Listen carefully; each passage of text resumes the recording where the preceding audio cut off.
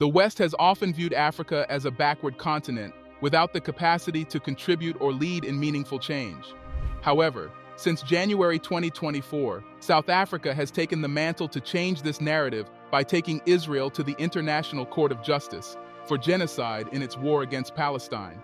And despite of the United States' response and even threat to cut off South Africa from the African Growth and Opportunity Act, AGOA, preferential trade program, South Africa, led by President Cyril Ramaphosa, and its Foreign Affairs Minister, Naledi Pandor, has stood firm and strong on its belief that Israel is commuting genocide in the Israeli-Palestinian war.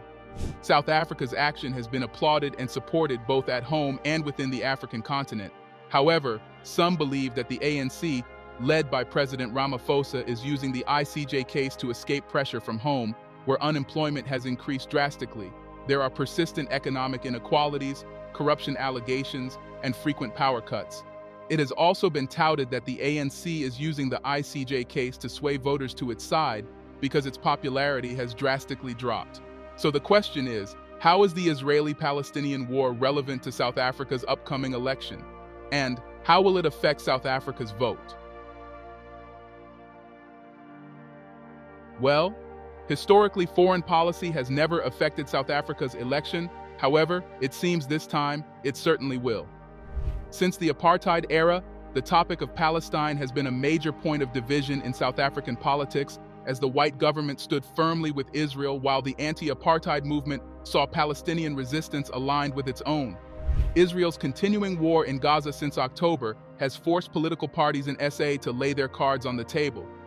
Since the war started, the ANC-led government of President Cyril Ramaphosa has made it obvious that it is pro-Palestinian. In fact, South Africa was one of the first states to refer to Israel's actions in Gaza after the October 7th Hamas attack as genocide, and early on referred Israel to the International Criminal Court. And in January this year, South Africa dragged Israel to the world's highest legal authority, the International Court of Justice. However, South Africa's main opposition party, the Democratic Alliance, DA, has flip-flopped between its initial steadfast support for Israel and more recent ambivalent rhetoric about peace. It also did not support the government's decision to haul Israel to the ICJ. Historically, the DA, represented by John Steenhuisen, a white man, leading some to say that the DA represents the interest of the white minority, has always shown support for Israel. However, this time it said that its stance is neutral. Following the October 7th attacks, the DA released a statement saying that the DA stands in solidarity with both Palestinians and Israelis who seek a two-state solution. The DA stands against radicalism and violence. We reject any sentiment that seeks to annihilate either Israel or Palestine. We embrace rationality based on peaceful coexistence for both a secure Israel and a free Palestinian state. We embrace the right of both Palestinians and Israelis to statehood and sovereignty. Unlike other smaller opposition parties, the DA has never called for a ceasefire or used the term genocide regarding Israel's killing of Palestinians. The Economic Freedom Fighters, South Africa's third biggest party, led by firebrand leader Julius Malema, has, however, taken the stance of the ruling party in condemning the actions of Israel. It even suggested to the ANC that it should shut down the Israeli embassy in South Africa, a suggestion that the government took. So, three of the major political parties are divided into two sides, with two on one side and one on the other. So, what has been the reaction of the citizens of South Africa? In the 2019 general election, voter turnout was only 49%, the lowest since the first Democratic vote in the country in 1994. This was because the once popular ANC party that led the fight against apartheid under the late Nelson Mandela had lost support from the citizens as a result of the previous administration of former President Zuma. After President Cyril was elected, he tried to rebuild the reputation of the ANC by cracking down on government graft.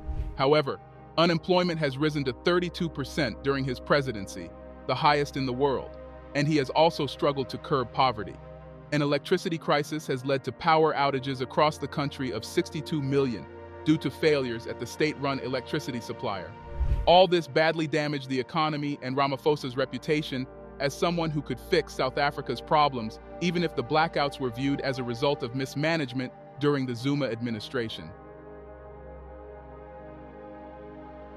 Hence, before the October Hamas attack, the main opposition party, the DA, had the chances of pulling off an upset at the national level. In the Western Cape province, one of South Africa's largest and home to Cape Town, where the DA has governed for the last 15 years, the party has enjoyed support from working-class majority Muslim areas like Surrey Estate. However, while the ANC stance has helped to boost its ailing chances, the reverse has been the case for the DA. Since the start of the war, the DA has been subject to disdain from the Muslim community, with angry residents insisting that the DA was complicit in condoning genocide in Gaza. In early May, a pre-election panel discussion, where representatives from 10 political parties sought to lobby support, was held in Cape Town. When Riyad Davids, the representative for the Democratic Alliance, climbed the podium to make his pitch to residents, he was booed by the hundreds of residents of the mostly Muslim suburb who had gathered for the event. The audience shouted and jeered, preventing him from delivering his message and seeking to force him off the stage. "We cannot allow supporters of baby killers to talk to us," one furious resident said.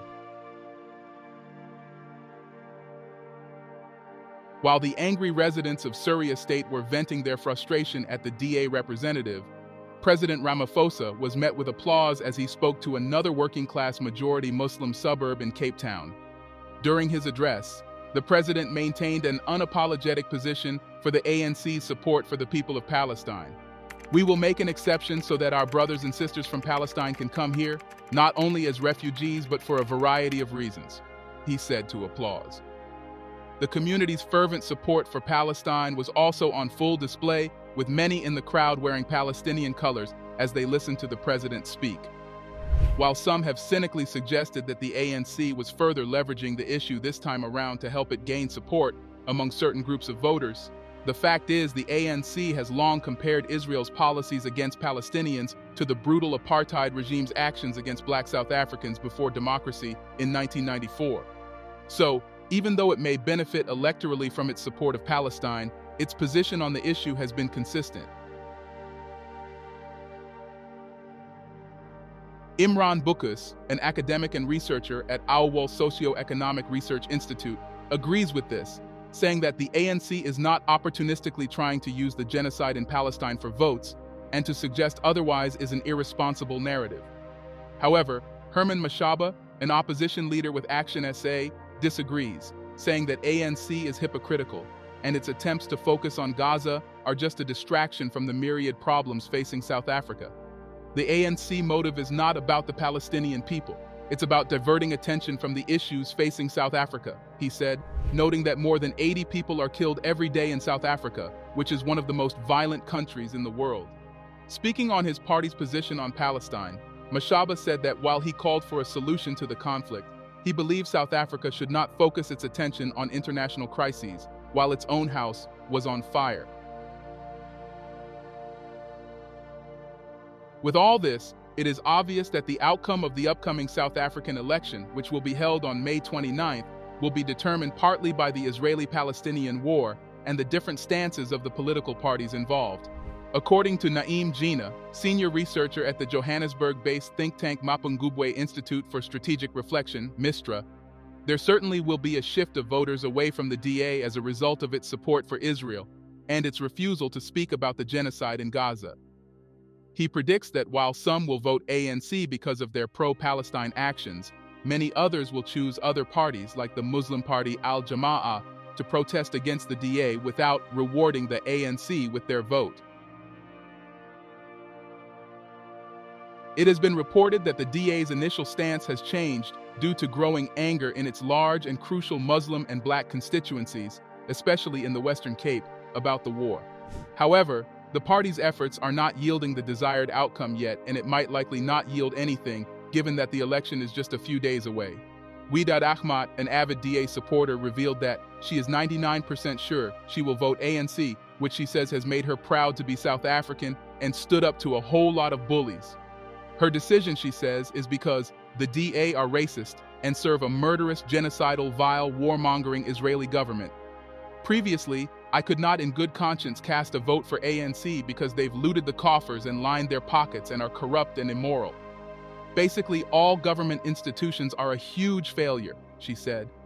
This is the 1% that is holding me back, but for me, the ANC's stance against Israel supersedes the load-shedding woes and the state of our economy, she added. Now, the question is, which party will win the 2024 South African election? Will it be the ANC, the DA, or even the EFF? What are your thoughts? Let us know in the comments section below. Don't forget to like, subscribe, and share this video.